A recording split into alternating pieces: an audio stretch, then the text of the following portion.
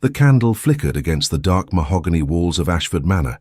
As Evelyn Harrington moved silently through the corridor, her steps practiced and deliberate. 5 years of existing in the periphery had taught her how to navigate the sprawling estate without drawing attention to herself. The grandfather clock in the main hall struck 9, its deep resonance echoing through the empty corridors. "Miss Harrington," called Lady Henrietta Pembroke, her elderly voice cracking with impatience.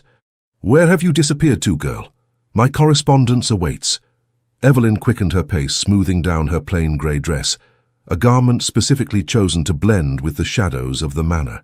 "Coming, my lady," she replied, her voice soft but clear.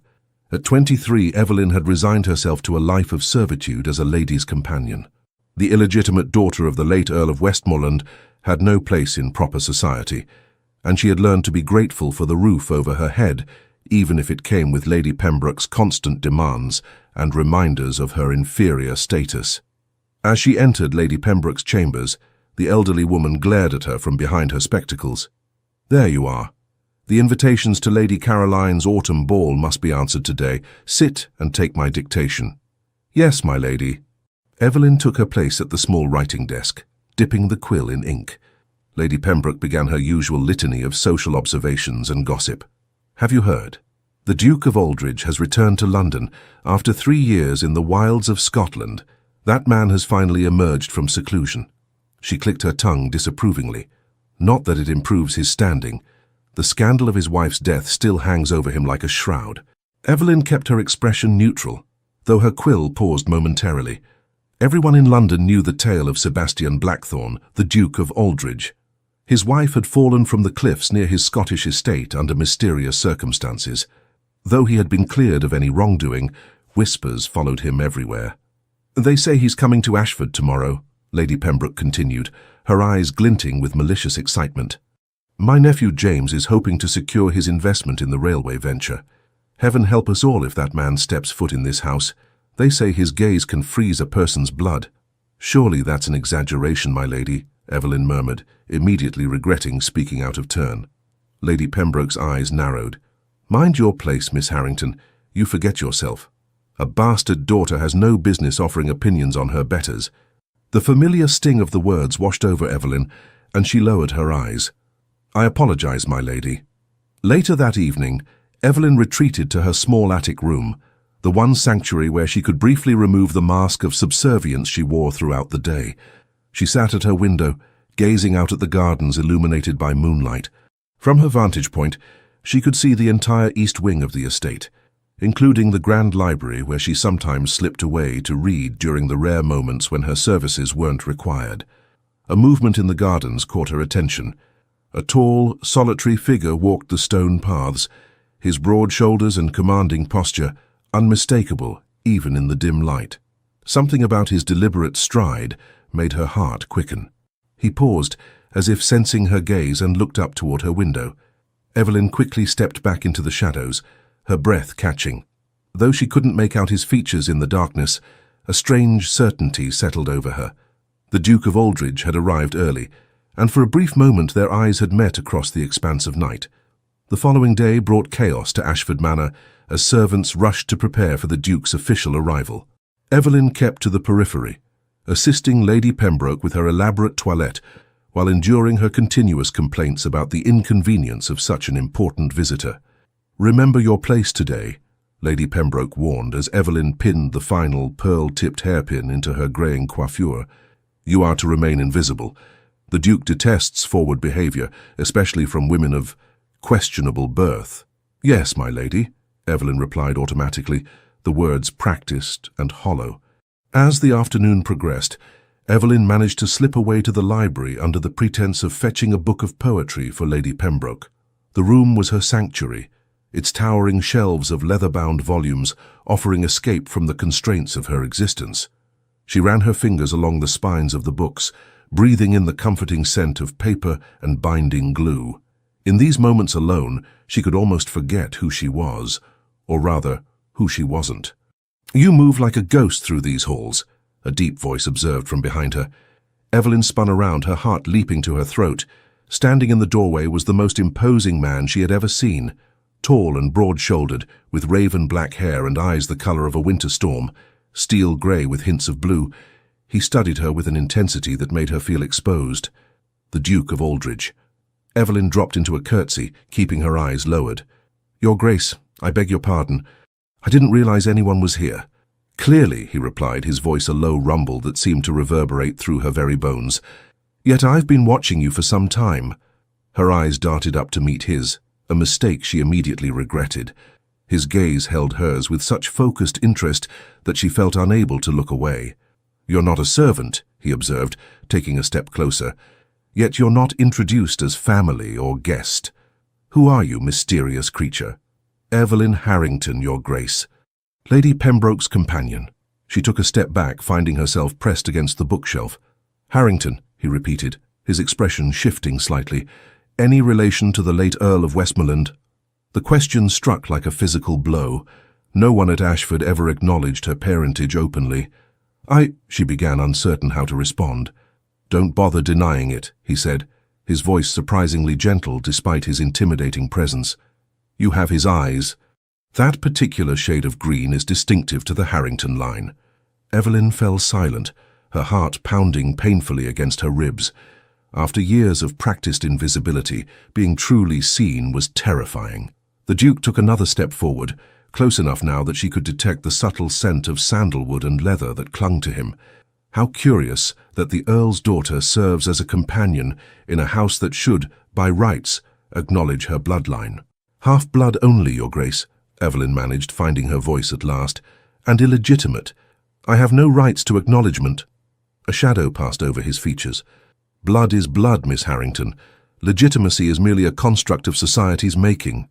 Before she could respond, footsteps sounded in the hallway, and James Pembroke's voice called out, "Your Grace, are you in the library?"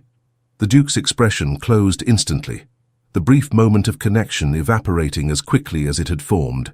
He stepped back, creating a proper distance between them just as James entered. "Ah, there you are, Your Grace," James said, his obsequious smile faltering as he noticed Evelyn. "Miss Harrington, why are you bothering His Grace? Return to my aunt at once." "Miss Harrington was assisting me in locating a particular volume," the Duke interjected smoothly. "I requested her help." James looked between them, suspicion evident in his pinched features. "I see. Well, we shouldn't keep the others waiting, Your Grace. The business discussion awaits."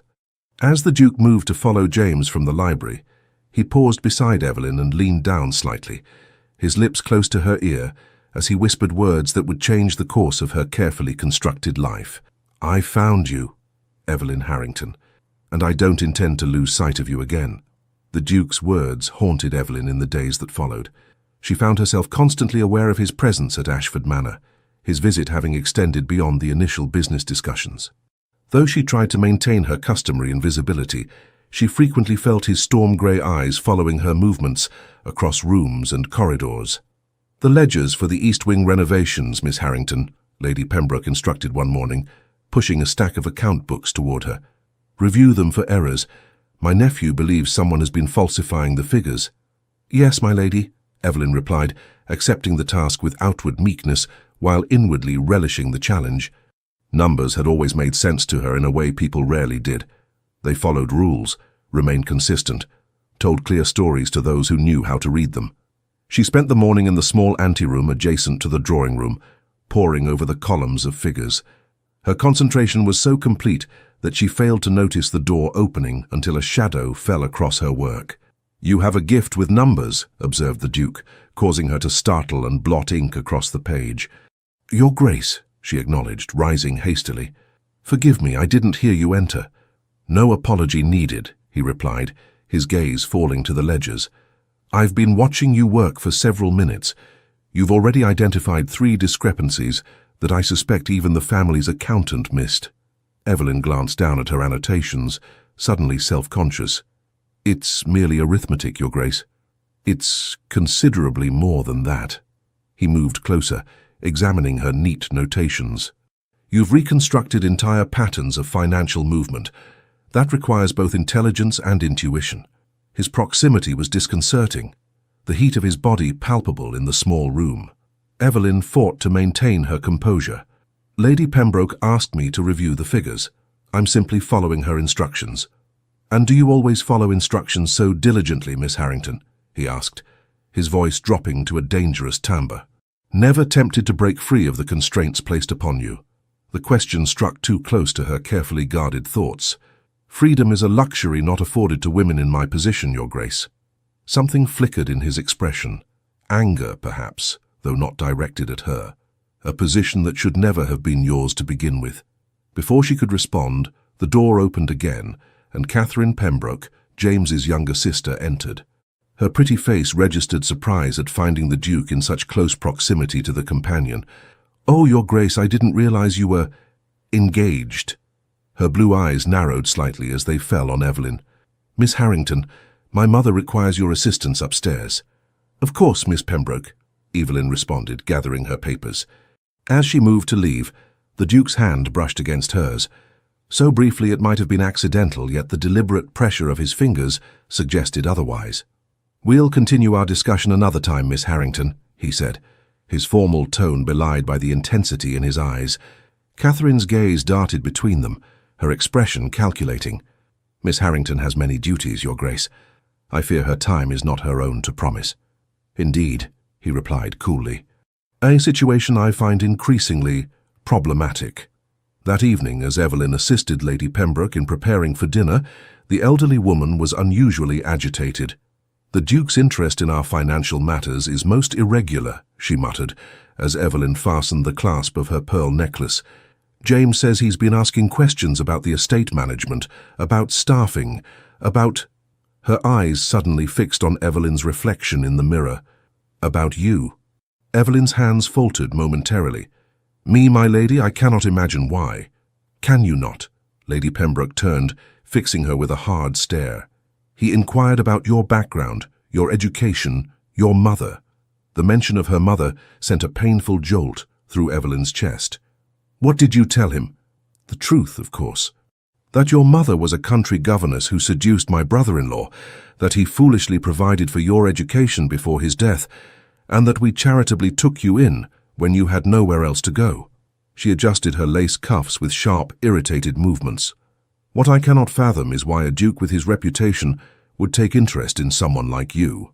The words stung as they were intended to. Perhaps he merely wishes to understand the household he's considering investing in. Lady Pembroke's laugh was brittle. "My dear girl, men like the Duke of Aldridge do not concern themselves with ladies' companions unless they have dishonorable intentions. You would do well to remember your place and avoid his attention." Later, as the household dined, Evelyn took her customary place at the small secretarial desk in the corner of the dining room, ready to note any business matters that might arise during conversation. From this position, she could observe without being observed, or so she had always believed. But tonight, the Duke sat angled slightly toward her, his posture making it clear he was aware of her presence even as he engaged in conversation with James Pembroke about railway investments. Occasionally, his gaze would find hers across the room, and each time, a tremor of awareness passed through her. "The northern route would provide better returns in the long term," James was saying, his face flushed with wine and enthusiasm, "though the initial investment would be higher." "I'm not convinced," the Duke replied, his attention clearly divided. "The ledgers suggest financial irregularities that must be addressed before any partnership could be considered."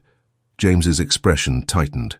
"Surely a few bookkeeping errors—" "Not errors," the Duke interrupted. "Deliberate misappropriation. Your companion identified the pattern quite clearly this morning." He turned fully toward Evelyn now, forcing everyone at the table to acknowledge her presence. Perhaps Miss Harrington should explain her findings. A horrified silence fell over the table. Lady Pembroke looked as though she might faint, while James's face had turned an alarming shade of red. "This is highly irregular," he sputtered. "A companion has no place in business discussions." "On the contrary," the Duke replied smoothly, "Miss Harrington appears to be the only person in this household with both the skill and integrity to address these discrepancies honestly." Evelyn sat frozen, caught between terror at being thrust into the center of attention and a strange, wild elation at being recognized for her abilities. When the Duke raised an expectant eyebrow, she found herself rising from her seat. The ledgers show a pattern of funds being diverted from the East Wing renovations to an unnamed account, she said, her voice gaining strength as she spoke. The amounts are disguised as payments to various contractors, but the recipient details have been altered after the original entries. James slammed his hand on the table. This is outrageous. I will not be accused of financial impropriety by a... Choose your next words with exceptional care, Mr. Pembroke, the Duke said, his voice dangerously soft. The tension in the room was broken by the arrival of the butler. Your Grace, a messenger has arrived from London with urgent correspondence. The Duke nodded, rising from his seat. We'll continue this discussion tomorrow when cooler heads might prevail. His eyes met Evelyn's once more. Miss Harrington, I would appreciate your assistance in my review of the complete accounts.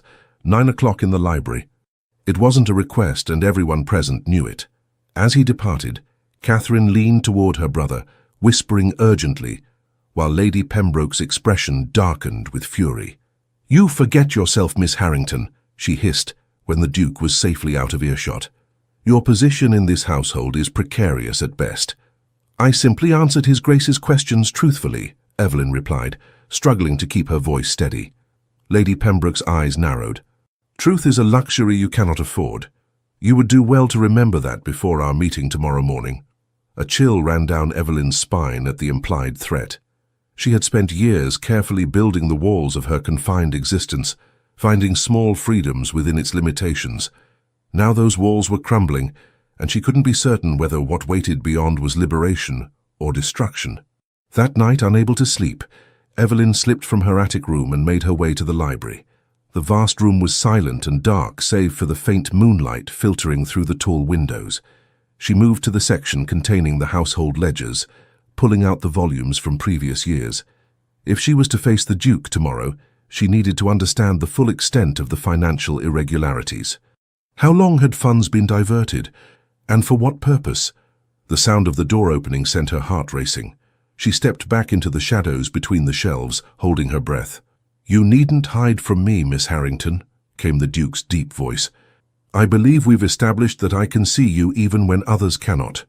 He stepped into the room, a single candle in his hand, casting his sharp features into dramatic relief. In his evening attire, black tailcoat and crisp white shirt open at the throat, he looked both more approachable and more dangerous than ever. Your Grace, she acknowledged, stepping forward. I couldn't sleep. Nor I. He placed the candle on a nearby table, its light creating a small circle of warmth in the vast darkness. I find myself troubled by the situation in which you find yourself. Evelyn lifted her chin slightly. My situation is of no concern to a duke. And yet it concerns me greatly. He moved closer, his eyes searching her face. Tell me, Miss Harrington, what do you know of your father's will? The question caught her off guard. Only that he provided for my education and left a small allowance that terminates upon my marriage. Something like anger flashed across his features. And nothing else? No provision for your proper establishment in society? Evelyn shook her head, confused by his intensity. Why would there be? I am illegitimate, Your Grace. The fact that he acknowledged me at all was more than many in my position receive. The Earl of Westmoreland was my godfather, the Duke said quietly. He was also one of the most honourable men I've ever known. He would never have left his daughter, legitimate or otherwise, in servitude. The revelation struck Evelyn like a physical blow. You knew my father? Well, he confirmed.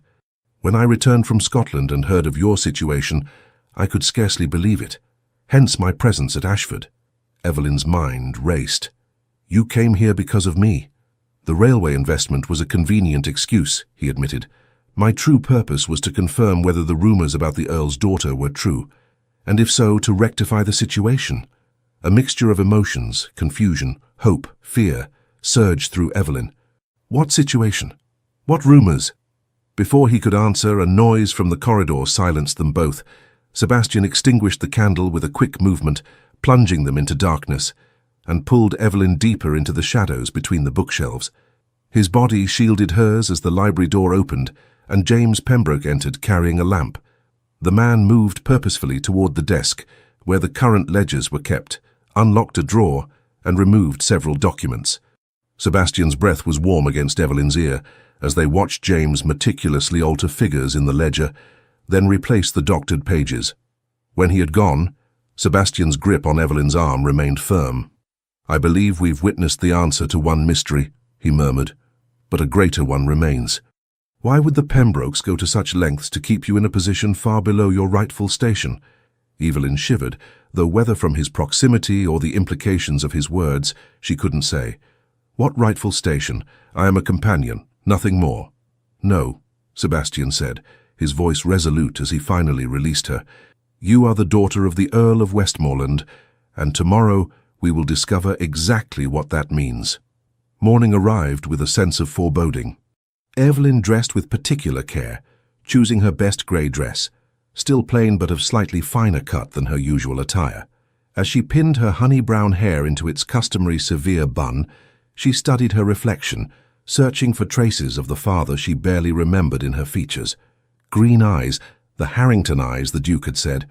The high cheekbones and straight nose might have been his as well, though her memories of the Earl were hazy, centered mainly around rare visits to the country cottage where she and her mother had lived until his death. A sharp knock at her door startled her from her reverie. "Miss Harrington!"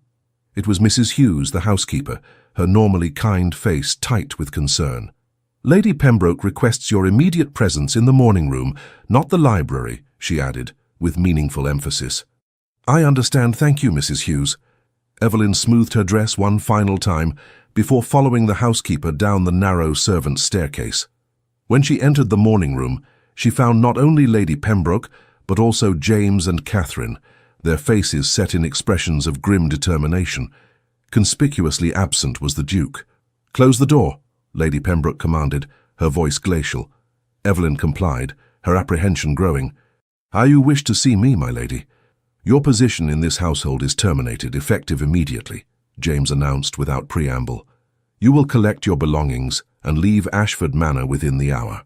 The pronouncement, though not entirely unexpected, still left Evelyn momentarily speechless. "May I ask on what grounds?" "Impropriety," Catherine supplied, her pretty face twisted with malice. "Seeking private meetings with a gentleman guest, attempting to insert yourself into business matters beyond your station, and making false accusations against your benefactors." "I have done none of those things," Evelyn protested, struggling to maintain her composure. "The Duke requested my assistance with the ledgers, which I provided truthfully."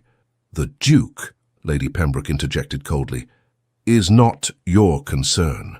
He has departed for London on urgent business, leaving instructions that the railway investment discussions are to be postponed indefinitely." A wave of betrayal washed over Evelyn. After all his assertions about rectifying her situation, had the Duke simply abandoned her to face the Pembrokes' wrath alone? "You will be provided with 1 month's wages," James continued, "more than generous considering the circumstances. A carriage will take you to the village where you may seek employment elsewhere. I suggest a position far from London, where your indiscretions will not be known." Evelyn's shock gave way to a cold clarity. "And if I refuse to leave quietly? If I insist on meeting with the Duke as arranged?" Something ugly flashed in James's eyes. "Then you will leave with nothing but the clothes on your back, and with a reference that will ensure no respectable household ever employs you again." "Think carefully, Miss Harrington," Lady Pembroke added, her tone softening to false concern. "A woman in your position cannot afford principles. Take what is offered and begin anew elsewhere." Evelyn stood silent, weighing her options. Without the Duke's intervention, she had little hope of challenging the Pembrokes' decision, yet something in their urgency to remove her from Ashford before his return suggested there was more at stake than mere disapproval of her behaviour. "Very well," she said finally. "I shall collect my belongings." Relief visibly washed over the three Pembrokes. "A wise decision," James said, his posture relaxing slightly. "Mrs. Hughes will assist you and escort you to the carriage." In her small attic room, Evelyn moved with deliberate efficiency, packing her few possessions into a single trunk. Mrs. Hughes hovered anxiously, her weathered face creased with worry. "This isn't right," the housekeeper murmured, glancing toward the door to ensure they weren't overheard. "After 5 years of loyal service, to be dismissed without proper cause, We both know the cause, Mrs. Hughes, Evelyn replied quietly, folding her spare dresses. I've drawn attention to matters the Pembrokes would prefer remained hidden. The older woman hesitated, then reached into her apron pocket. Before you go, take this. It arrived for you last night, though I was instructed not to deliver it. She pressed a folded note into Evelyn's hand. Evelyn glanced at the heavy cream paper, the ducal seal still partially visible where it had been broken. Her heart quickened as she unfolded it to read the brief message within. Trust no one. Await my return. All is not as it seems. S. When did this arrive? She asked, her mind racing with new possibilities. A messenger brought it near midnight, Mrs. Hughes confirmed.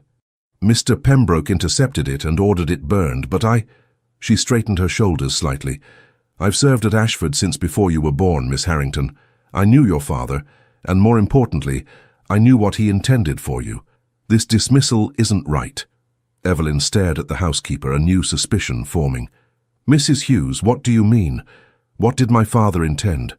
The older woman glanced nervously at the door again. There's no time now. The carriage is waiting, and Mr. Pembroke will check that you've left as ordered. She pressed a small purse into Evelyn's hand. Take this, it's not much, but it might help. And go to the Rose and Crown in the village. Ask for Mrs. Simmons.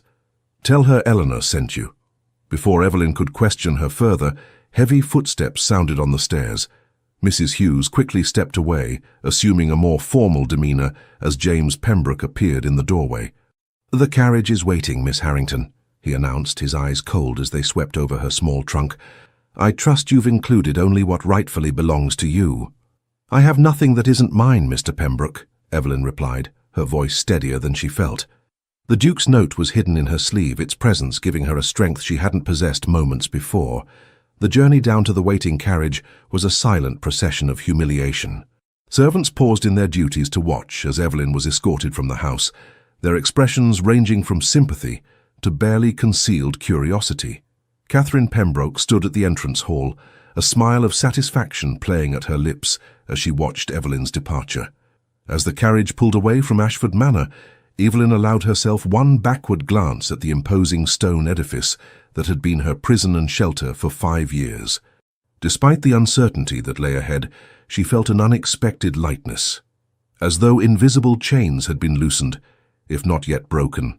In the village of Ashford, the carriage deposited her unceremoniously outside the small coaching inn, the driver barely waiting for her trunk to be unloaded before departing. The Rose and Crown was a modest establishment, its whitewashed walls and thatched roof a stark contrast to the grandeur of the manor house on the hill. Inside, Evelyn asked for Mrs. Simmons and was led to a small private parlour at the rear of the inn. The woman who awaited her was perhaps 50, with shrewd eyes and a practical air about her. So you're Eleanor's girl, Mrs. Simmons said without preamble, studying Evelyn with undisguised interest. You have her chin, though the rest is pure Harrington. Evelyn set down her trunk, confusion evident in her expression. You knew my mother? Aye, and your father too. Sit down, girl. We've much to discuss, and I expect His Grace will join us shortly.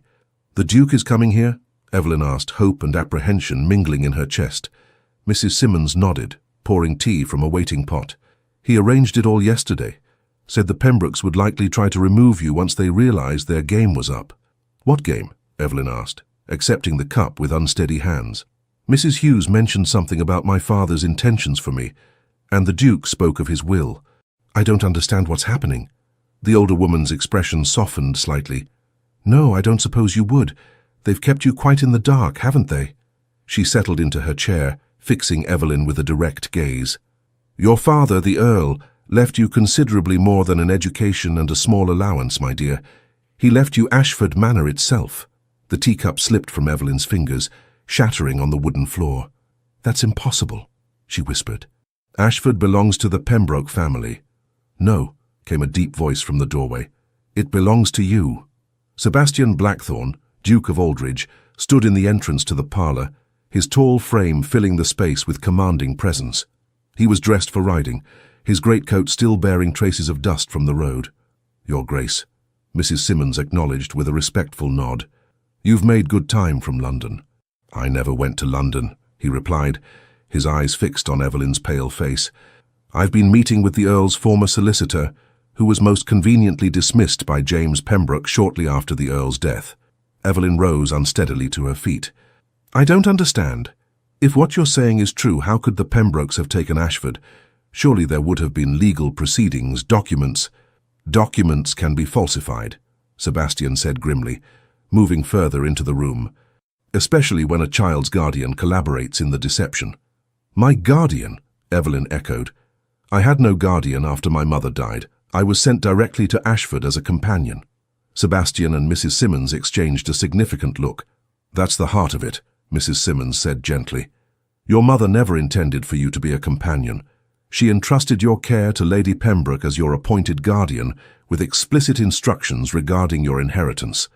Lady Pembroke was my guardian. The betrayal cut deeper than Evelyn could have imagined. But she's always treated me as little better than a servant.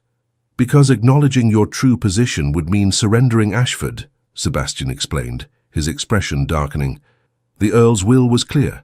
Ashford Manor and half his fortune were to pass to you upon your 21st birthday or your marriage, whichever came first. Lady Pembroke, as your mother's cousin and your appointed guardian, was to manage the estate until then. But I turned 21 2 years ago, Evelyn said, the implications slowly dawning on her. Precisely. Sebastian's jaw tightened. They've been illegally controlling your inheritance for 2 years, using your ignorance of your rights to maintain their position. Evelyn sank back into her chair, overwhelmed by revelations that threatened to upend everything she had believed about her life. How did you discover this? Your father and I corresponded regularly until his death, Sebastian explained, taking the seat opposite her. In his final letters, he expressed concern about the Pembrokes' intentions regarding your inheritance. When I returned from Scotland and heard rumours of the Earl's daughter serving as a companion in her own home, I knew I had to investigate. But why would you concern yourself with my situation? Evelyn asked, still struggling to comprehend why the Duke of Aldridge, a man known for his reclusiveness and disdain for society, would involve himself in her affairs. Something shifted in Sebastian's expression, a softening around the eyes, a hesitation before he spoke. So your father was more than my godfather, Miss Harrington. He was the only person who stood by me during the darkest period of my life. When my wife died and scandal threatened to destroy me, the Earl defended my honor without reservation. His voice dropped lower. I owe him a debt I can never repay. Ensuring his daughter receives her rightful inheritance is the least I can do to honor his memory. The sincerity in his voice stirred something in Evelyn's chest, a warmth that had nothing to do with gratitude and everything to do with the way his storm-grey eyes held hers. What happens now? She asked quietly. Now, Sebastian said, his determination evident. We reclaim what is rightfully yours. The next morning found Evelyn, Sebastian and Mr. Barnet, the Earl's former solicitor, approaching Ashford Manor in the Duke's imposing carriage. Evelyn wore a borrowed dress of deep blue, provided by Mrs. Simmons, who had insisted she could not reclaim her birthright dressed as a servant. Remember, Sebastian said as the manor came into view, you are no longer Miss Harrington the companion, but Miss Harrington the rightful owner of Ashford. Carry yourself accordingly. Evelyn nodded, though her stomach twisted with nerves. After years of practiced invisibility, stepping into the light was terrifying. The legal documents are indisputable, Mr. Barnet added, patting his leather portfolio. With the original will and the witness testimonies I've gathered, the Pembrokes have no legal grounds to retain control of the estate. When they arrived, the household was thrown into chaos by their appearance. The butler, who had served at Ashford since Evelyn was a child, stared in open astonishment as she entered the main hall on the Duke's arm, her head held high. Inform Lady Pembroke and Mr. Pembroke that we require their immediate presence in the study, Sebastian instructed, his tone brooking no argument. The butler hesitated only momentarily before bowing. Yes, Your Grace. At once. As they made their way to the Earl's former study, a room Evelyn had rarely been permitted to enter, servants gaped openly at the transformation in their former companion. Several maids curtsied as she passed, their expressions a mixture of confusion and awe. Inside the study, Mr.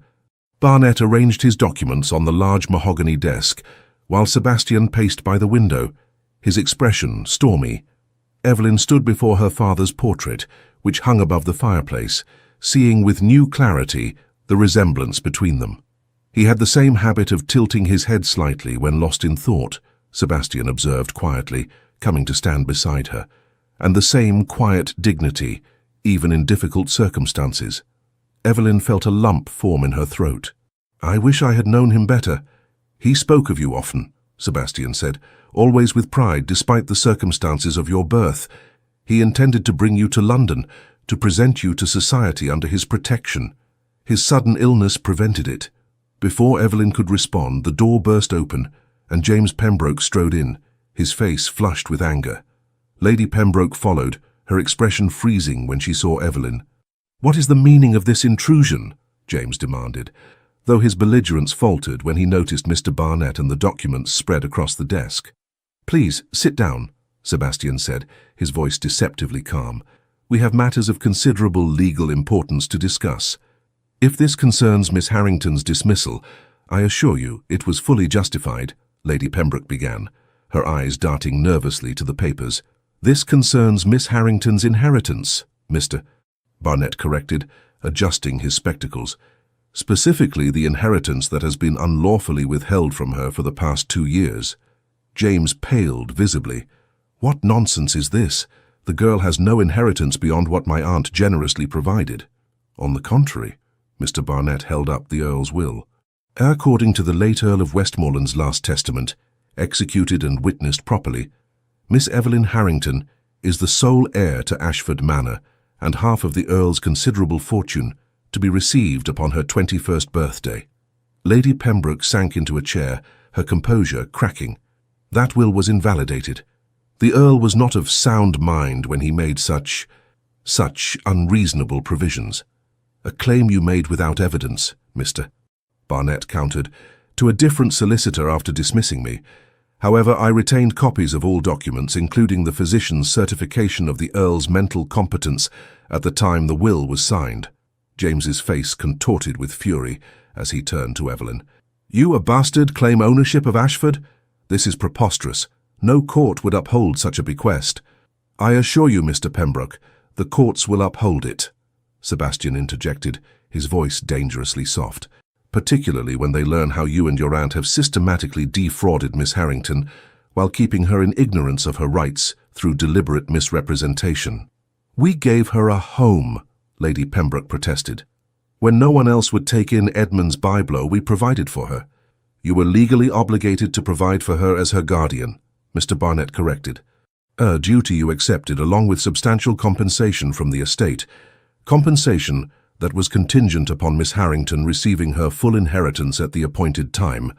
The colour drained from Lady Pembroke's face. We merely delayed the transfer until she was properly prepared to manage such responsibilities." "By keeping her as a servant in her own home?" Sebastian's contempt was palpable.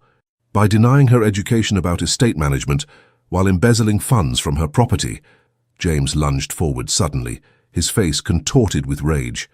"You have no proof of any financial impropriety." "On the contrary," Evelyn said, finding her voice at last.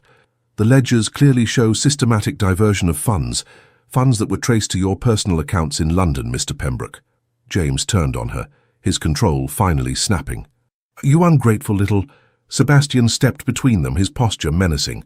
"Choose your next words with exceptional care, sir." A tense silence filled the room before Mr. Barnett cleared his throat. "I've taken the liberty of preparing the necessary documents to legally restore Miss Harrington's inheritance, effective immediately. You may sign voluntarily, or we shall proceed through the courts, with the attendant public scandal such proceedings would entail." Lady Pembroke closed her eyes briefly, defeat evident in the slump of her shoulders. "James, we must sign. We cannot withstand a public inquiry." "Aunt, you cannot seriously—" "We have no choice," she hissed, before turning to Evelyn with undisguised bitterness. "You have won, it seems. I hope you're prepared for the consequences of your victory." "The consequences?" Evelyn echoed. "Society will never accept you," Lady Pembroke said with cold satisfaction. "A legitimized bastard may inherit property, but respect and acceptance, those cannot be purchased or legally mandated." Sebastian's hand came to rest lightly on Evelyn's shoulder, a gesture of support that didn't escape Lady Pembroke's notice. Her eyes narrowed as she observed the interaction. "I see," she said softly. So that's your strategy, the Duke's protection. She laughed without humor. Be careful, my dear. His last wife's fate should serve as warning enough about the dangers of becoming the Duchess of Aldridge. Sebastian's fingers tightened briefly on Evelyn's shoulder before he removed his hand. You go too far, Lady Pembroke. Do I? She rose, straightening her spine with wounded dignity. We will sign your papers, Mr. Barnet. Ashford Manor is Miss Harrington's, as her father wished. But remember my warning, girl. Some victories come at a terrible cost. The next hours passed in a blur of legal proceedings and shocking revelations about the extent of the Pembrokes' mismanagement. By evening, they had departed Ashford with only their personal belongings, leaving Evelyn the undisputed mistress of an estate she had never imagined would be hers. It will take time to fully untangle the financial situation, Mr. Barnet explained as they sat in the drawing room that evening. But the estate is fundamentally sound, despite the Pembrokes' depredations. With proper management, Ashford will prosper again. I know nothing about managing an estate, Evelyn admitted, the enormity of her new responsibility settling over her. You have a natural facility with figures, Sebastian observed from where he stood by the fireplace, and you understand Ashford's operations better than you realize, having observed its workings for 5 years. His Grace is correct, Mrs. Hughes added, having assumed a more familiar manner now that Evelyn's true position was revealed. And the staff stands ready to assist you, Miss Harrington. We've always known who you truly were. Evelyn looked up in surprise. You knew? The housekeeper nodded. Most of the older servants were here during your father's time. We understood the truth, though we were forbidden to speak of it. After Mr. Barnet departed with promises to return the following week, Evelyn found herself alone with Sebastian in the library, the room where their unlikely alliance had begun. I cannot adequately express my gratitude, Your Grace, she said, still struggling to reconcile the dramatic reversal in her circumstances. Sebastian, he corrected gently. After all we've endured together, I believe we've earned the right to first names, at least in private. Evelyn felt a flush rise to her cheeks. Sebastian, she acknowledged, the intimacy of his name on her lips sending an unexpected thrill through her. Still, what you've done for me was no more than what your father would have expected, he finished. Though I must confess, my motivations were not entirely altruistic. Something in his tone made her heart quicken. What do you mean? Sebastian moved closer, his tall frame illuminated by the firelight. From the moment I saw you in this library, trying so desperately to remain invisible while your eyes revealed a keen intelligence and profound depth of feeling, I was captivated. Evelyn's breath caught. You were, completely. His voice dropped lower as he took another step toward her. I came to Ashford out of duty to your father's memory. I remained because I could not bear the thought of leaving you in such circumstances. And now? She prompted when he fell silent. Now I find myself reluctant to leave at all, he admitted, a vulnerability in his expression she had never seen before, though I have no right to impose upon your newly won independence. Evelyn gathered her courage, stepping closer to him. What if I don't wish for you to leave? Something dangerous and wonderful flared in his eyes. Evelyn, he said, her name a caress on his lips. You should know that my reputation is of no concern to me, she interrupted. Lady Pembroke mentioned your wife's fate. I would hear the truth from you, not from those who wish to poison what is between us. Pain flashed across his features, but he nodded. Honesty between us, always, he agreed. My wife, Charlotte, was unhappy in our marriage from the beginning. It was an arranged union, beneficial to both families but devoid of affection. She sought comfort elsewhere and fell in love with another man. When I discovered her infidelity, I offered her freedom. A quiet divorce that would allow her to pursue happiness with her lover. That was uncommonly generous, Evelyn observed softly. It was practical, Sebastian corrected. I had no desire to keep a woman who longed for another, but her lover was less honorable than anticipated. When he discovered she would bring no fortune with her, as our marriage contract prevented her from retaining her dowry in case of divorce, he abandoned her. Understanding dawned on Evelyn, and that's when... Sebastian nodded grimly. In her despair, she walked to the cliffs near our Scottish estate. A servant saw her standing too close to the edge and called out a warning. Charlotte turned, seemed to lose her footing, and... He closed his eyes briefly. The fall was fatal. Though the coroner ruled it an accident, rumors of suicide or worse murder spread quickly. And you blamed yourself, Evelyn realized. How could I not? The raw pain in his voice made her heart ache. Had I been a better husband, had I seen her unhappiness sooner, perhaps she might have confided in me rather than seeking solace elsewhere. Without thinking, Evelyn reached out, placing her hand on his arm. You offered her freedom when you discovered the truth. That was more than most men would have done. Sebastian covered her hand with his own, his touch warm and reassuring. I withdrew from society after her death, unable to bear the whispers and accusations. For 3 years I've lived in isolation at my Scottish estate, convinced I was better off alone. His eyes held hers, intense and unwavering. Until I saw you. The air between them seemed charged with possibility. And what did you see? Evelyn asked, her voice barely above a whisper. A woman of extraordinary strength who maintained her dignity despite years of subjugation, he answered without hesitation. A woman with intelligence that matches her beauty, who deserves far more than the world has offered her thus far. His voice dropped lower. A woman I find myself thinking about constantly, in ways that both exhilarate and terrify me. Evelyn's heart pounded so loudly, she was certain he must hear it. I am still finding my footing in this new reality, she said carefully, learning who I truly am beyond the constraints that have defined me for so long. I understand, Sebastian said, beginning to withdraw his hand. You need time. No, Evelyn interrupted, tightening her grip on his arm. What I need is honesty, certainty. After years of shadows and half-truths, I crave clarity above all else. Sebastian studied her face, something like hope kindling in his eyes. Then let me be clear, Evelyn Harrington. I believe I am falling in love with you, not with the heiress you've just discovered yourself to be, but with the woman who endured years of silent dignity, who sees beyond society's judgments to the truth beneath. He took a deep breath.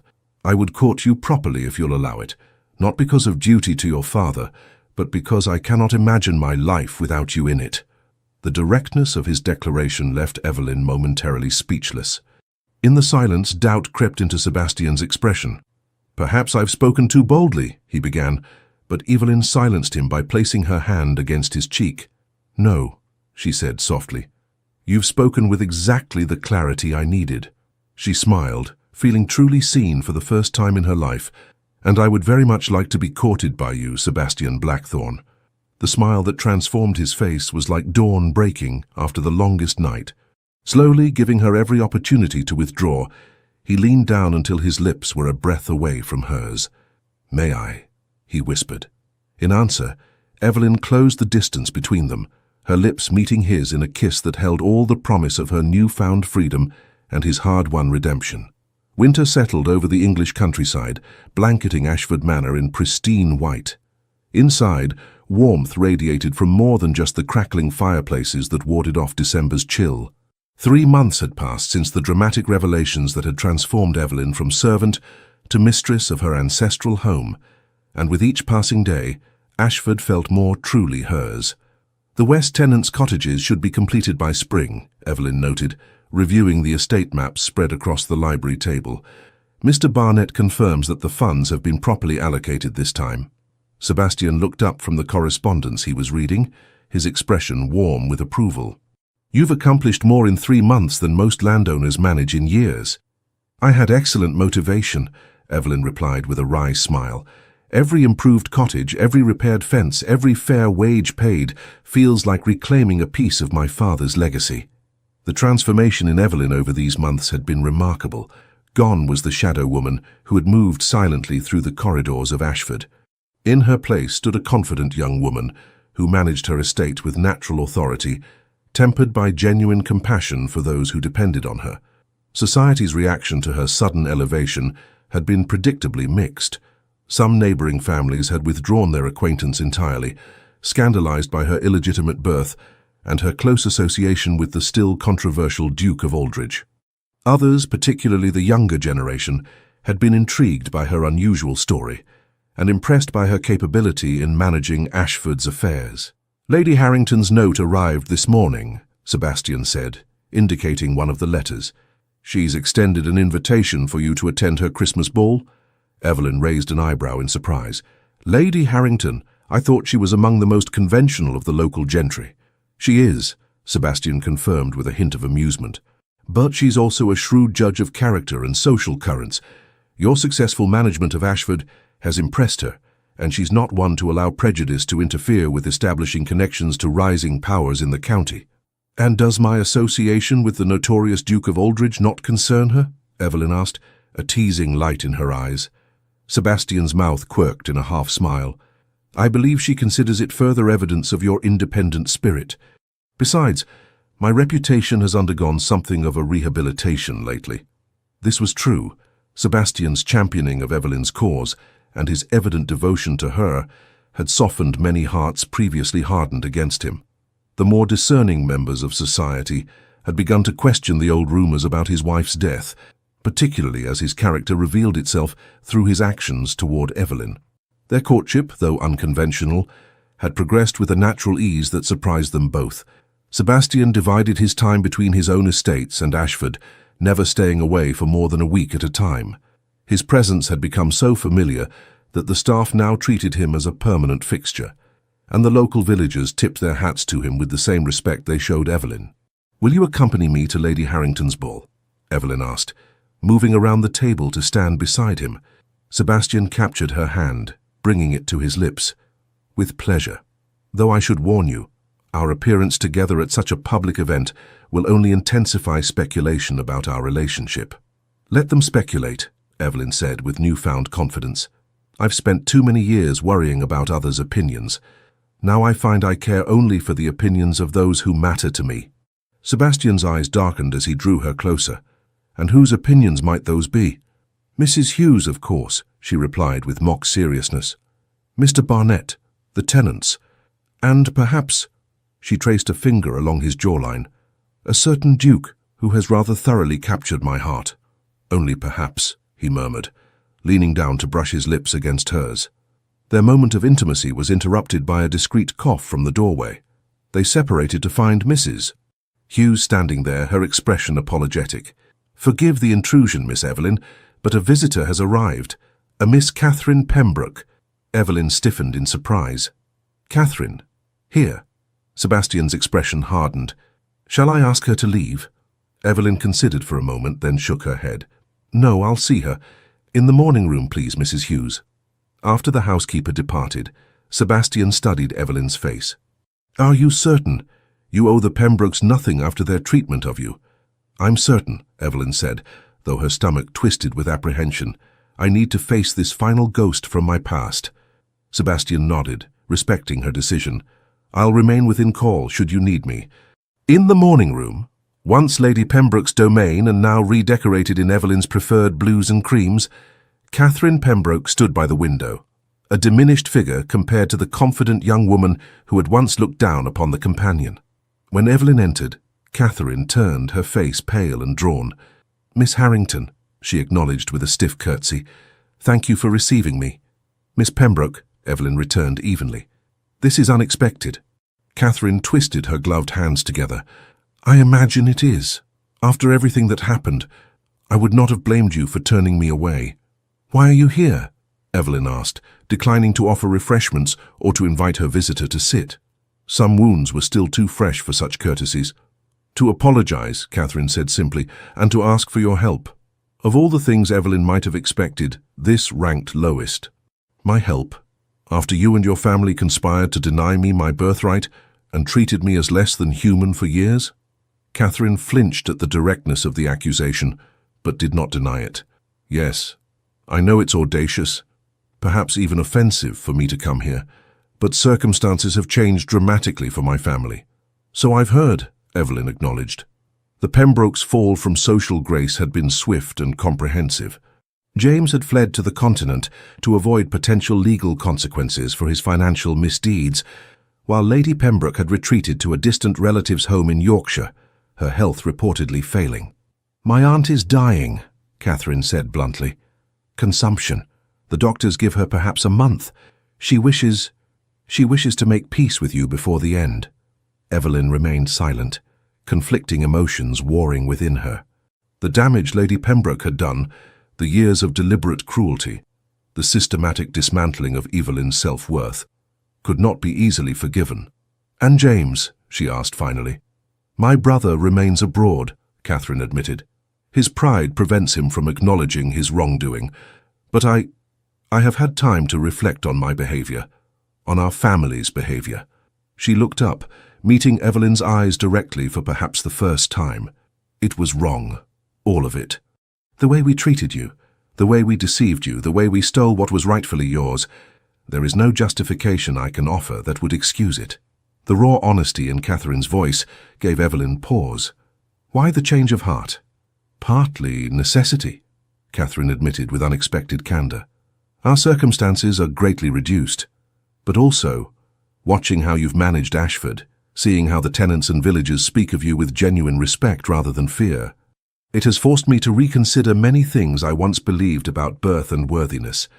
Evelyn studied the young woman before her, noting the mending visible on her once fine gloves, the slightly faded quality of her dress. Pride still kept Catherine's spine straight, but desperation lurked in her eyes. "What exactly are you asking of me?" Evelyn inquired. "Would you visit my aunt? Hear what she has to say?" Catherine hesitated. "And is there perhaps a position available at Ashford, something suited to a gentlewoman of reduced circumstances? I have some skill with household management." The irony was not lost on Evelyn. Catherine Pembroke, who had once looked down upon her as merely a companion, now sought similar employment.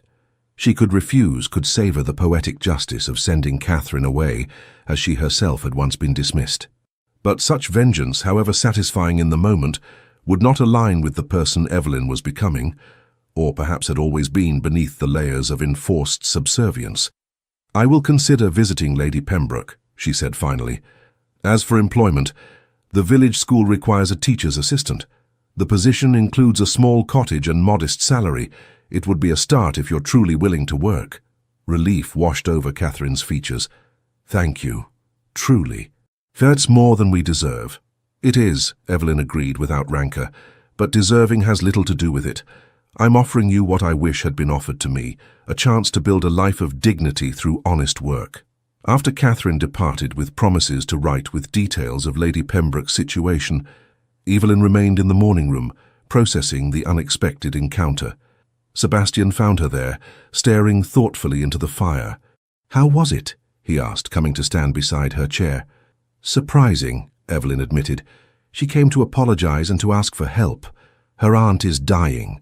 Sebastian's expression remained neutral. "And you're considering helping them, despite everything. Does that make me foolish?" she asked, genuinely uncertain. He knelt beside her chair, taking her hands in his. "It makes you extraordinary. Most people in your position would savor the Pembrokes' downfall as justice served." "Perhaps," Evelyn acknowledged, "but I've spent too many years feeling powerless. Now that I have power, I find I want to use it differently than it was used against me." Sebastian's eyes shone with something like reverence as he gazed up at her. "Evelyn Harrington, you continue to astonish me." He hesitated, then reached into his waistcoat pocket. "I had planned to wait until Christmas, but this moment seems perfect." From his pocket, he withdrew a small velvet box, its presence causing Evelyn's breath to catch. With deliberate movements, Sebastian opened it to reveal a ring of extraordinary beauty, an emerald surrounded by diamonds, set in intricate gold filigree. "This belonged to my mother," he said, his voice low and intent. "She was the finest woman I've ever known. Until I met you." He took a deep breath. "Evelyn, these past months have been the happiest of my life. You've shown me that even hearts scarred by the past can find healing in the right hands. Would you do me the extraordinary honor of becoming my wife?" Tears welled in Evelyn's eyes as she looked from the ring to the man kneeling before her, this powerful duke who had humbled himself for her, who had fought for her rights when no one else would, who looked at her with a mixture of desire and devotion that still sometimes seemed miraculous. "Yes," she whispered, her voice gaining strength as she repeated, "Yes, Sebastian, nothing would make me happier." His smile was radiant as he slipped the ring onto her finger, then rose to gather her in his arms. Their kiss was tender yet passionate, a promise of the life they would build together. "You know," Evelyn murmured when they finally separated, People will talk. The scandalous duke and the illegitimate heiress. Let them, Sebastian replied, tucking a strand of hair behind her ear. We've both spent too long living in the shadows of others' judgments. It's time we stepped into the light together. Lady Harrington's Christmas ball marked the official announcement of their engagement, and society's reaction was precisely as mixed as they had anticipated. Some matrons whispered behind their fans about the impropriety of the match, while more progressive elements celebrated the romantic tale of the wronged heiress and the misunderstood duke finding happiness together. Evelyn, resplendent in a gown of deep emerald that matched both her eyes and her engagement ring, found herself the center of attention for the first time in her life. The sensation was strange after years of cultivated invisibility, but Sebastian's steady presence at her side gave her confidence. "You're the most beautiful woman in the room," he murmured as they waltzed. "Every man here envies me, and every woman studies you to understand what captured the heart of the supposedly heartless Duke of Aldridge." Evelyn laughed softly. "And what did capture your heart, Your Grace?" His eyes darkened as he drew her fractionally closer than propriety allowed. "Your courage, your compassion, the way you look at the world as it could be, rather than merely as it is." His voice dropped to a whisper meant only for her. "And the way you see me, not as the rumors paint me, but as the man I strive to be when I'm with you." The music drew to a close, and they separated to polite applause. As they moved toward the refreshment table, Evelyn noticed Lady Caroline Westwood approaching, one of the more formidable social arbiters in the county. "Miss Harrington," Lady Westwood acknowledged with a cool nod. "Your Grace, my congratulations on your engagement." "Thank you, Lady Westwood," Evelyn replied, bracing herself for whatever barbed comment might follow. To her surprise, the older woman's expression softened slightly. "I knew your father, you know. Edmund had a keen mind for business and an unfortunate tendency toward romantic attachments unsuited to his station." Her gaze moved meaningfully to Evelyn's ring. "But he loved your mother genuinely, from what I observed. It was society's loss that their union could not be formalized." Sebastian's hand tightened supportively around Evelyn's waist. "Miss Harrington has her father's business acumen and her mother's strength of character," he observed. "A formidable combination." Lady Westwood's lips curved in the ghost of a smile. "Indeed, I look forward to seeing what you both accomplish together." She inclined her head slightly. "The Duchess of Aldridge will be a force to be reckoned with, I think." As she moved away, Evelyn released a breath she hadn't realized she was holding. "That was unexpected." "The first of many such surprises, I suspect," Sebastian replied. "Society adapts more quickly than one might imagine when presented with a fait accompli, particularly one as advantageous as our union." The remainder of the evening passed in a whirl of dances, conversations, and cautious congratulations. By the time they departed, Evelyn felt both exhausted and exhilarated. The carriage ride back to Ashford provided a welcome respite, with Sebastian's arm around her shoulders and the snow-covered countryside passing by in moonlit beauty. "A week after Christmas," Evelyn mused, looking down at her ring. "It hardly seems possible that I'll be a duchess so soon." "Having second thoughts?" Sebastian asked, a hint of vulnerability in his voice. She turned to face him, cupping his cheek with her gloved hand. "Not for a moment. I'm simply marveling at how dramatically life can change in the space of a few months." His expression relaxed. "From invisible companion to duchess. It's quite the transformation." "The title matters less than the man who comes with it," Evelyn said softly. "Though I won't deny that the freedom it brings, the ability to effect real change, to help others as I was once helped, means a great deal to me." Sebastian smiled, pressing a kiss to her palm. "You'll be a magnificent duchess. The ton won't know what hit them when you arrive in London for the season." "Speaking of which," Evelyn said, a more serious note entering her voice, "I've decided to visit Lady Pembroke before the wedding." Sebastian studied her face. "Are you certain? No one would blame you for refusing her deathbed reconciliation." "I'm certain," Evelyn confirmed. "Not for her sake, but for mine. I need to close that chapter of my life completely before beginning our new one together." The journey to Yorkshire took place 3 days later, with Sebastian insisting on accompanying Evelyn, despite her assurances that she could manage alone. The small cottage where Lady Pembroke now resided was a stark contrast to the grandeur of Ashford Manor, a humble dwelling that reflected how far the family had fallen. Catherine met them at the door, her expression a mixture of gratitude and apprehension. "Thank you for coming," she said, leading them to a modest sitting room. "My aunt is very weak today, but she's determined to speak with you." Lady Pembroke lay in a small bedroom off the main sitting area, her once imposing figure now frail and diminished against the pillows. When Evelyn entered, the older woman's eyes, still sharp despite her illness, fixed upon her with recognition. "So you came," she said, her voice barely above a whisper. "I wouldn't have, in your position." "I almost didn't," Evelyn admitted, taking the chair beside the bed while Sebastian remained standing protectively behind her. Lady Pembroke's gaze moved to the emerald ring on Evelyn's finger. "Engaged to a duke. You've risen far from the shadows, Miss Harrington." "No thanks to you," Sebastian observed coldly. The dying woman nodded weakly. "True enough, I wronged you, girl. Deliberately and repeatedly." Evelyn studied the woman who had caused her so much pain. "Why? Why such cruelty when you were appointed as my guardian? My mother trusted you." "Eleanor was my cousin, but I always resented her," Lady Pembroke admitted, coughing weakly. "Her beauty, her spirit. When she captured Edmund's heart, a man I had once set my sights on, the resentment grew to hatred." The revelation stunned Evelyn. "You were in love with my father?" "Infatuated, at least," Lady Pembroke conceded. "He never returned the sentiment. When he married Lady Elizabeth, I accepted defeat. But when he continued to love your mother even after his marriage, when he acknowledged you as his daughter despite the scandal," she closed her eyes briefly, "it felt like a personal affront. When Eleanor asked me to be your guardian, to protect your inheritance, I saw an opportunity for revenge." The raw honesty of the confession left Evelyn momentarily speechless. Sebastian's hand came to rest on her shoulder, offering silent support. "You punished me for my parents' choices," Evelyn said finally, "for circumstances beyond my control." "Yes," Lady Pembroke agreed, meeting her eyes directly. "It was unforgivable. I don't ask for your forgiveness. I don't deserve it. But before I die, I wanted you to know that the fault was entirely mine. You did nothing to earn such treatment."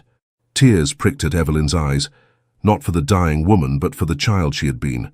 The girl who had internalized the belief that there was something fundamentally wrong with her that justified such treatment. "Thank you for that truth, at least," she said quietly. Lady Pembroke nodded weakly. "There's something else. In my trunk. Catherine, bring the box." Catherine hurried to comply, returning with a small wooden chest inlaid with mother-of-pearl. Lady Pembroke gestured for her to give it to Evelyn. "These belong to your mother," the dying woman explained. "Letters, miniatures, keepsakes, things I should have given you years ago." With trembling hands, Evelyn opened the box to find a collection of letters tied with faded ribbon, a small portrait of a beautiful woman with Evelyn's eyes, and various small treasures that spoke of a life cut short. "She loved you fiercely," Lady Pembroke said, her voice fading, "as did your father. Remember that, not the years of shadows." Evelyn clutched the box to her chest, overwhelmed by this unexpected connection to parents she had barely known. "I will," she promised. Later, as they drove away from the cottage, Sebastian held Evelyn as she wept, not in sorrow but in release, as though the final chains of her past were falling away at last. "She can never give back what she took from you," he said softly. "The years, the confidence, the sense of belonging." "No," Evelyn agreed, drying her tears, "but knowing the truth that it was her brokenness, not mine, that caused such cruelty, that gives me something I've needed for a long time." "Peace," Sebastian supplied, understanding in his eyes. "Yes," she looked down at the box of her mother's treasures. "And connection to where I came from, to who I am." Sebastian pressed a kiss to her forehead. "You are Evelyn Harrington, soon to be Duchess of Aldridge, daughter of Edmund and Eleanor, mistress of Ashford Manor, and the woman who holds my heart completely in her hands." Evelyn leaned into his embrace, drawing strength from his unwavering support. "I like the sound of that future much better than dwelling on the past." Their wedding took place at Ashford's small stone church on a crisp January morning, with sunlight streaming through stained glass to cast jewel-toned patterns across the ancient stone floor. Though society protocol would have dictated a London wedding for a duke, Sebastian had insisted that Evelyn's wishes take precedence. "Ashford is your home, the place where we found each other," he had said. "There's no more fitting location to begin our life together." The guest list was selective rather than extensive. Those who had shown Evelyn kindness during her difficult years, tenants and villagers who had welcomed her as the rightful mistress of Ashford, and a handful of Sebastian's closest friends who had stood by him during his own period of isolation. Mrs. Hughes wept openly as Evelyn walked down the aisle in a gown of ivory silk, her honey-brown hair adorned with a coronet of winter roses and evergreen. Mr. Barnett, who had helped restore her inheritance, proudly served as the one to give her away, his usually serious face transformed by a beaming smile. When Sebastian turned to watch her approach, the naked adoration in his expression caused whispers of approval throughout the church. Gone was the cold, forbidding Duke of Legend, replaced by a man clearly, desperately in love. "You take my breath away," he murmured as she reached his side. Evelyn's answering smile was radiant. "As you take mine every day." The ceremony itself was brief but deeply meaningful, with vows that promised not only fidelity and care, but also equality and partnership, a deliberate departure from traditional wording that reflected the unique foundation of their relationship. "I take you, Sebastian, not as my lord and master, but as my husband and equal," Evelyn vowed, her voice clear and confident.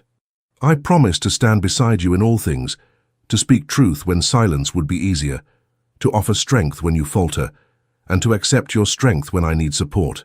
Sebastian's response was equally unconventional.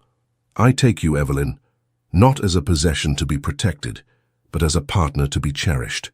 I promise to honor your independence even as we build a life of interdependence, to champion your dreams as fervently as my own, and to ensure that you never again dwell in shadows unless by choice."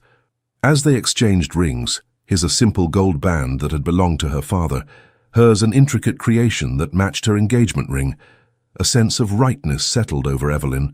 This union, forged in the unlikeliest of circumstances, felt inevitable now, as though all the hardships had been necessary steps on the path that led to this moment.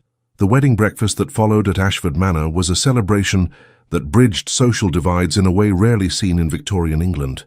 Tenant farmers' wives chatted with county ladies, village children played in the grand hall that had once been forbidden territory, and Sebastian's aristocratic friends mingled easily with local shopkeepers who had shown kindness to Evelyn during her years as a companion. "I've never seen anything quite like it," observed Lord Harrington, watching the unusual gathering with bemused approval. "The Duke of Aldridge conversing earnestly with a blacksmith about horseshoe designs? Remarkable." "My husband believes merit lies in character, not birth," Evelyn replied, still finding joy in referring to Sebastian as her husband. "As do I." "Progressive thinking," Lord Harrington commented, "though I must say, it suits you both. There's a genuineness to this celebration that's often lacking in more conventional society weddings." As the afternoon progressed, Evelyn found a moment to step away from the festivities, seeking a brief respite in the library where her journey with Sebastian had begun.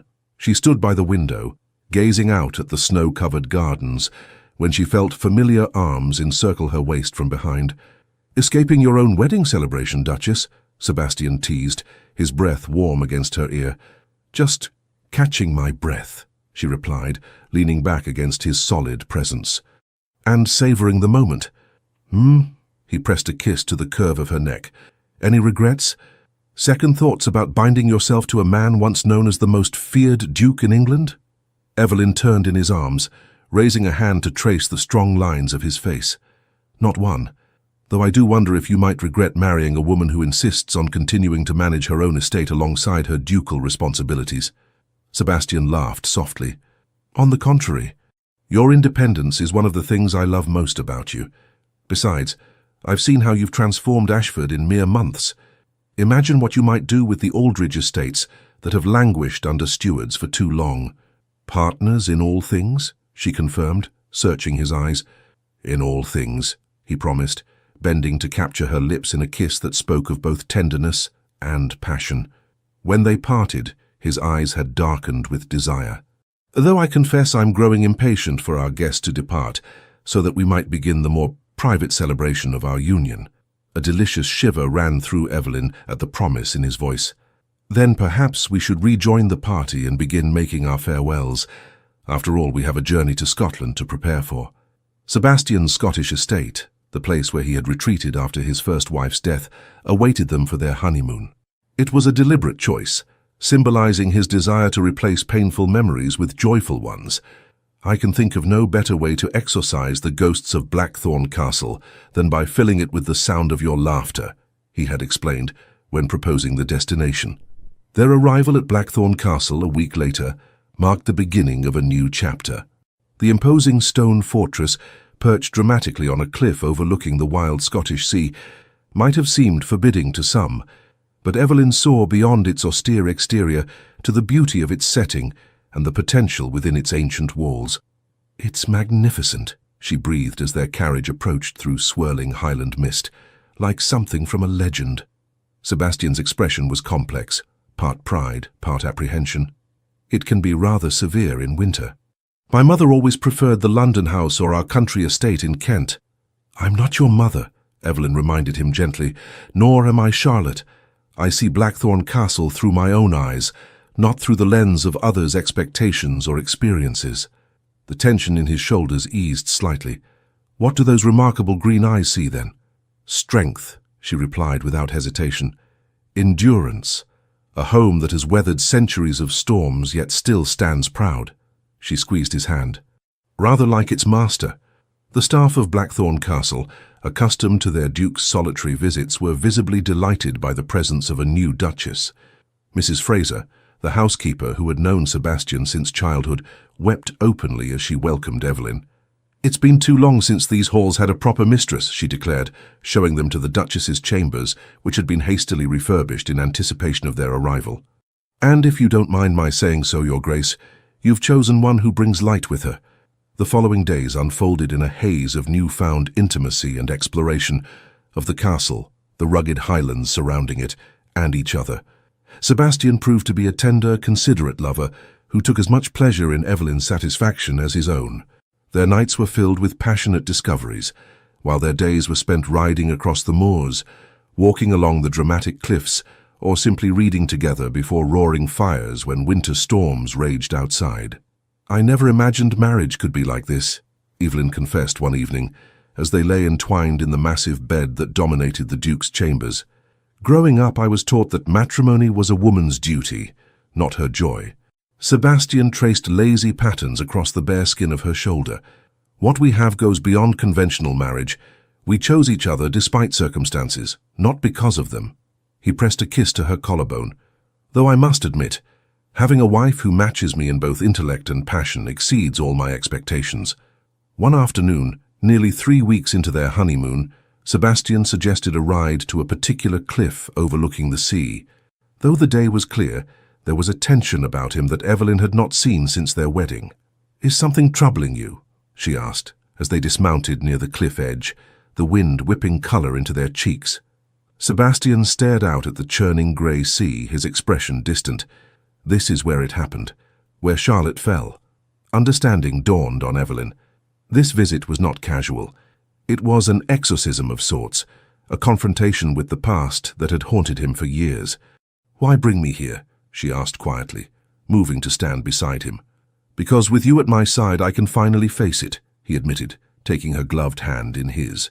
"For 3 years I avoided this spot, as though staying away could somehow undo what happened. But the guilt followed me regardless." Evelyn squeezed his hand. "It wasn't your fault, Sebastian. Charlotte made her choices, as did her lover. The accident that followed was tragic, but not of your making." "In my head I know that," he acknowledged. "But my heart needed you to help it understand." They stood in silence for several minutes, the wind and waves the only sounds. Finally, Sebastian turned to face her fully, his expression clearing like the sky after a storm. "I loved Charlotte in my way, though it was never the love she deserved," he said. "Her death will always be a tragedy I wish could have been prevented. But standing here with you, I can finally accept that my life didn't end on these cliffs alongside hers." His voice strengthened. "I'm allowed to find happiness again, to love again, more deeply and truly than I ever imagined possible." Evelyn's eyes filled with tears of empathy and love. "Yes, you are. We both are." He gathered her into his arms, holding her tightly, as though to anchor himself against the emotional tide. "Thank you," he whispered against her hair, "for seeing past the rumors, for believing in the man I could be, for loving me despite my scars." "Our scars are part of what brought us together," Evelyn reminded him, reaching up to touch his face. "Two people who understood what it meant to be judged unfairly, to live in isolation, whether forced or chosen." As they rode back to the castle, Sebastian seemed lighter somehow, as though a burden had been set down at last. That evening their lovemaking held a new dimension, a tenderness mixed with passionate abandon that left them both breathless and profoundly connected. "I love you," Sebastian murmured as they lay together afterward, the words still new enough to hold a sense of wonder. "More than I ever thought possible." Evelyn smiled in the darkness, her head resting on his chest where she could hear the steady beat of his heart. "And I love you, my Duke, my partner, my home." Spring arrived with a riot of colour across the English countryside, as Sebastian and Evelyn returned to Ashford Manor. Their time in Scotland had transformed them both, Sebastian more open and at peace than he had been in years, Evelyn more confident in her new role as Duchess, while still maintaining her identity as Mistress of Ashford. Together, they established a pattern of dividing their time between their various properties, with Sebastian taking an active interest in Ashford's management, while Evelyn brought fresh perspectives to the Aldridge estates. Their unconventional approach raised eyebrows in conservative circles, but earned respect from those who witnessed the results. Flourishing communities, improved living conditions for tenants, and innovative agricultural practices that increased yields while treating the land with respect. The Duke and Duchess of Progress, Lady Harrington dubbed them at a summer garden party, the nickname spreading quickly through society. Their arrival in London for the season caused the expected stir, but Evelyn navigated the potentially treacherous social waters with a natural dignity that disarmed even the most determined critics. Those who approached expecting to find a country upstart were instead confronted with a poised, intelligent woman whose knowledge of literature, art, and current affairs often exceeded their own. "I've conquered the ton in a single season," Sebastian observed with pride, as they returned from a particularly successful soirée at which Evelyn had charmed even the notoriously difficult Countess of Westmoreland. "Not that I'm surprised," Evelyn laughed softly. "Hardly conquered, but I've found that most social hostility stems from insecurity. When approached with genuine interest and respect, even the most formidable society matrons reveal themselves as simply women with their own hopes and disappointments." It was this insight, this ability to see beyond surfaces to the humanity beneath, that made Evelyn an exceptional Duchess. Rather than using her new position merely for social advancement, she established charitable initiatives focused on education and employment opportunities for women of limited means. "No one should have to rely on the goodwill of relatives or employers for their security," she explained, when founding a school that taught practical business skills to young women. "Independence comes from knowledge and capability, not merely from fortunate birth or marriage." Sebastian supported these endeavors wholeheartedly, often remarking that his wife accomplished more genuine good in a month than most aristocratic ladies managed in a lifetime of token charitable gestures. Their first anniversary found them back at Ashford Manor, celebrating privately with a picnic beside the small lake where they had often walked during their courtship. As they shared wine and reminisced about the extraordinary year behind them, Sebastian presented Evelyn with a small velvet box. "Another ring?" she teased, opening it to find not jewelry, but a key of intricate design. "A symbol," Sebastian explained, his eyes warm with affection. "When we met, you were locked in a life not of your choosing, hidden away in the shadows of your own home. This key represents what I hope our marriage continues to be for both of us, the unlocking of possibilities, the opening of doors to futures we might never have imagined alone." Tears of happiness welled in Evelyn's eyes as she clutched the key. "It's perfect, and more meaningful than any jewel could be." Sebastian took her free hand, his expression growing more serious. "There's something else I wanted to discuss with you today, something I hope might be the next chapter in our story." "You sound very solemn," Evelyn observed, a question in her eyes. "Not solemn, hopeful." He squeezed her hand gently. "I've been thinking about family, about creating one of our own. A child who would grow up knowing they are loved unconditionally, regardless of circumstance. A child who would have two parents determined to break the cycles of pain that marked their own early lives. The prospect of motherhood, of building a family with this man who had transformed her life, filled Evelyn with a joy so intense it was almost overwhelming. "Nothing would make me happier," she said softly. "A little boy with your storm-grey eyes, perhaps. Or a girl with your determined spirit." Sebastian's smile was radiant as he leaned forward to kiss her. Either way, a child who will never know what it means to be invisible or unwanted, who will understand from their first breath that they are cherished exactly as they are. "The best of both of us," Evelyn agreed, envisioning a future bright with possibilities. As the afternoon light gilded the peaceful waters of the lake, they held each other close. No longer the feared duke and the invisible companion, but partners in the truest sense. Two people who had found in each other not just love, but recognition. Not just passion, but understanding. Not just acceptance, but celebration of all they were and all they might become together. "From shadows to light," Evelyn murmured, resting her head against Sebastian's shoulder as they watched the sun begin its descent toward the horizon. "Who would have thought such a journey possible?" "I did," Sebastian replied, his voice rich with certainty. "From the moment I found you in that library, trying so hard to remain unseen, I knew you were meant for the light, for happiness, for love." He pressed a kiss to her temple. "And I knew with equal certainty that I was meant to walk beside you every step of the way." And so they did. The Duke, who had learned to love again, and the Duchess, who had emerged from the shadows to claim her rightful place in the world.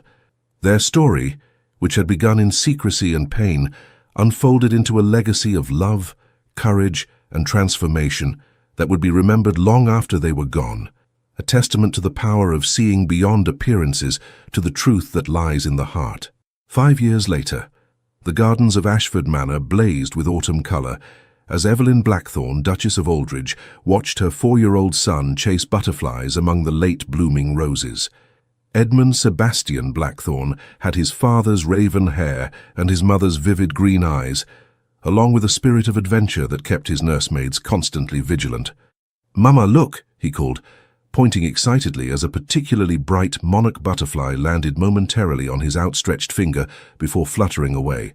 "I see, darling," Evelyn replied, one hand resting protectively on her swollen belly where his sister grew, just 2 months from making her entrance into the world. "Gentle touches, remember." "Like with baby Eleanor," the boy said solemnly, naming his unborn sister after the grandmother he would never meet, but whose stories he knew by heart. "Exactly like that," came Sebastian's deep voice as he joined them in the garden, returning from his morning ride across the estate. He dismounted in one fluid motion and handed the reins to a waiting groom before scooping his son into his arms. "Have you been taking good care of your mother and sister while I was away?" Edmund nodded earnestly. "We read stories and had tea with honeycakes, and I didn't run in the house even once." "A true gentleman," Sebastian approved, carrying the boy back to where Evelyn sat on a stone bench. He bent to kiss her, his free hand coming to rest beside hers on her rounded abdomen. "And how are my beautiful wife and daughter today?" "Energetic," Evelyn replied with a smile. "Your daughter seems determined to practice ballet before she's even born." Sebastian's face softened with wonder as he felt a decisive kick against his palm. After 5 years of marriage, the miracle of creating life together still moved him deeply. He settled beside Evelyn, keeping Edmund on his lap. "I've been thinking," he said, watching as their son played with the buttons on his riding coat. "Perhaps it's time we considered reopening the London house for more than just the season. The children should experience city life as well as the country, and your school for young businesswomen could benefit from more direct oversight." Evelyn studied his face, sensing there was more to the suggestion. "And?" Sebastian smiled, still appreciative of her ability to read him so well. "And I've received a letter from the Prime Minister. He's forming a commission on educational reform and has asked for my participation, with a particular interest in your insights about expanding opportunities for women and those of limited means." Pride swelled in Evelyn's chest. What had begun as a small initiative born from her own experiences had grown into a model program that was gaining national attention. "That's wonderful news." But are you certain you want to increase your public profile? You've always valued our privacy. Some causes are worth stepping into the spotlight for, Sebastian replied, his eyes warm as they met hers. Besides, I've discovered these past 5 years that having the right partner makes even the most daunting challenges manageable. Edmund, growing restless with adult conversation, wiggled down from his father's lap. "May I go see if Mrs. Hughes has more honey cakes?" he asked, already edging toward the house. "One more, and then it's time for your lessons," Evelyn agreed, watching fondly as he dashed away, his nursemaid following at a more sedate pace. When they were alone, Sebastian drew Evelyn closer, his arm around her shoulders. "Did you ever imagine, that day in the library when I said I'd found you, that we would build this life together?" Evelyn leaned into his embrace, reflecting on the journey that had brought them to this moment of profound contentment. "No. After years of invisibility, I couldn't imagine being so completely seen, not just by you but by the world." She turned to meet his gaze. "You didn't just find me that day, Sebastian. You recognized me, the person I was beneath the shadows, the woman I could become in the light. The woman you were always meant to be," he corrected gently. "I merely removed the obstacles." Evelyn shook her head, knowing better. "We removed them together, and then built something neither of us could have created alone." As the autumn sun bathed them in golden light, Sebastian's hand found hers, their fingers intertwining in a gesture that had become as natural as breathing. Before them stretched the estate they had transformed, the son they adored, the daughter they anticipated, and a future rich with purpose and possibility. "From I found you to we found ourselves," Sebastian mused, pressing a kiss to her temple. "Quite the journey, my love." "And still unfolding," Evelyn replied, her heart full as she gazed toward the manor house where their son had disappeared, the home that had once been her prison and was now the heart of their shared legacy. "The best chapters are yet to be written." Sebastian's smile held all the love and certainty that had become the foundation of their life together. "Then let us write them well, my Duchess. Together, as always." "Together," Evelyn agreed, secure in the knowledge that she would never again be invisible, not to the world, not to herself, and most certainly never to the man who had first whispered those life-changing words, "I found you." The end. Dear listener, what if I told you that Evelyn's story isn't just fiction, but a mirror reflecting something profound about your own journey? Remember when Sebastian whispered, "I found you," to Evelyn in that library? There's something magical about being truly seen after years of feeling invisible. At your stage of life, you've likely experienced both, the sting of being overlooked and the warmth of genuine recognition. But here's what fascinates me. Evelyn's greatest transformation wasn't becoming a duchess. It was the moment she stopped waiting for permission to matter. Isn't that the secret we often discover too late? That our significance was never dependent on others noticing us. Like Evelyn, you've weathered storms that would have capsized lesser souls. You've lived through cultural revolutions, technological transformations, personal triumphs and heartbreaks that the younger generations can scarcely imagine. That resilience isn't just admirable, it's extraordinary. Tonight, as you drift towards sleep, imagine yourself standing on the cliffs near Sebastian's Scottish castle, feeling that bracing wind against your face. That sensation of being fully alive, fully present. That belongs to you whenever you claim it. The most beautiful plot twist in your story isn't behind you, it might be just around the corner. A new connection, a rediscovered passion, a moment of insight that changes everything. The page is still turning. So wear your experiences like Evelyn wore her emerald ring, not as a burden but as a badge of honor. Sleep deeply tonight with the delicious certainty that tomorrow offers new possibilities for joy, for impact, for being unapologetically, gloriously yourself. The world still needs your voice, your wisdom, your particular way of seeing things. Don't you dare think otherwise. With affection and anticipation for your next chapter.